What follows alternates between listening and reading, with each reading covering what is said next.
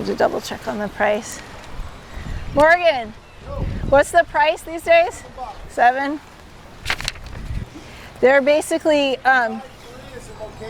okay, thanks.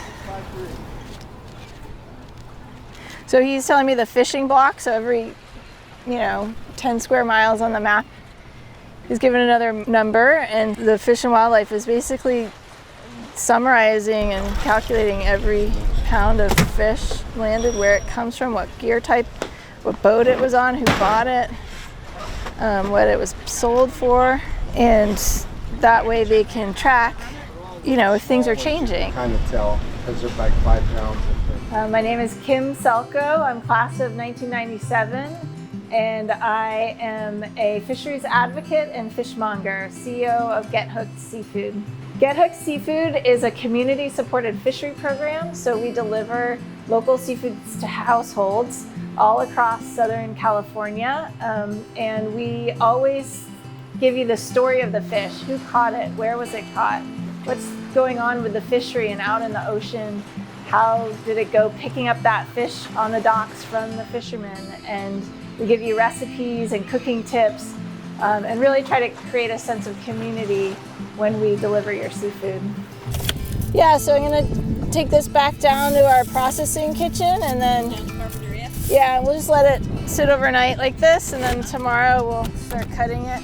We have such a disconnection in the modern world between eating our food and understanding who caught it or who raised it, where it came from, and we're trying to close that gap and really help people connect and support the people who are catching their fish. People think they want fish the same day, that's 3 days old, but it's actually super fresh and it'll taste like it was right out of the water still. And actually some of the fish, if you cut it when it's still like bloody, the flesh is not as good.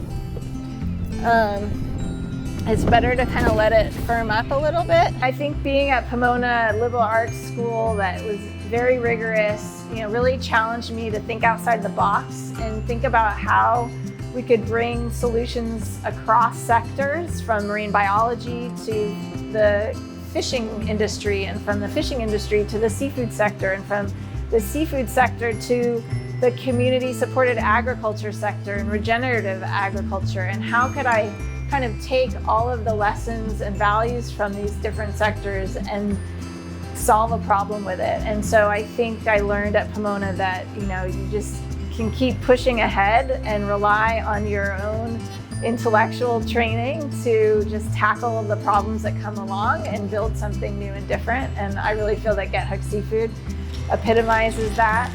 So one of my favorite things about running Get Hooked is all of the new personal connections I've made. We buy from over 40 different local fishing families in Santa Barbara area, and also down in San Diego, up in Santa Cruz.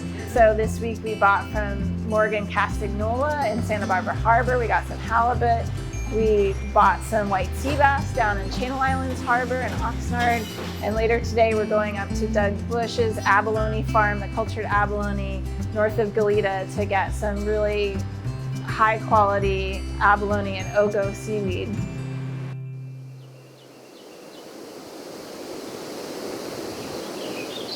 I really love the purple better than the red. I know. I try to be very, very measured in my saying that, because I'm not here to drag anybody, but I think it's a superior. I think it kind of tastes like mango. It's like that sweetness, right? Yeah, it's the creamy sweetness. Yeah, no, I know. Like, okay, how much can I harvest? What's the inter-annual? So these are red abalone. So these guys are destined for the seafood market. They grow really, really slowly, but kind of nighttime feeders. So turning the plate over there, they don't like it. They want to get back underneath them. My name's Doug, class of '94, and I am the general manager / boss / electrician / production / biologist / marketing person for Cultured Abalone Farm. They do everything. We are a land-based aquaculture business growing red abalone located in Santa Barbara County. So we're focused on red abalone, as it's an iconic native California species of seafood. And we feel like our responsibility and obligation is to grow the abalone well. Nobody needs to buy an abalone. It's not a chicken tender, right? So if somebody wants an abalone, they're looking for an abalone that really captures that sort of nostalgic California iconic seafood value. And what makes an abalone taste the way it does is the immediate byproduct of all of those little biochemical, building blocks, and that comes from the diet. The diet is the foundation for making something what it is.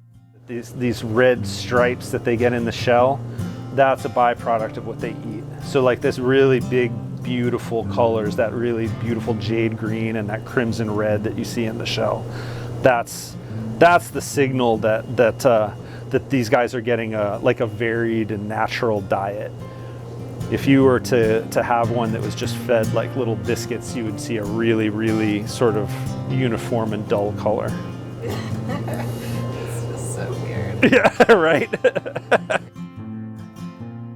If we feed it soybeans, it's essentially just like an analog for chicken, right? But we don't feed it soybeans, we feed it seaweeds. And so all the unique amino acids and pigments and antioxidants that come from that seaweed diet, that's what builds an abalone into what an abalone is. And so the obligation and responsibility we have in the selling it is to make the abalone very authentic and very much what an abalone should be. If somebody's gonna plunk down a little extra cash to have abalone, they should get what they pay for.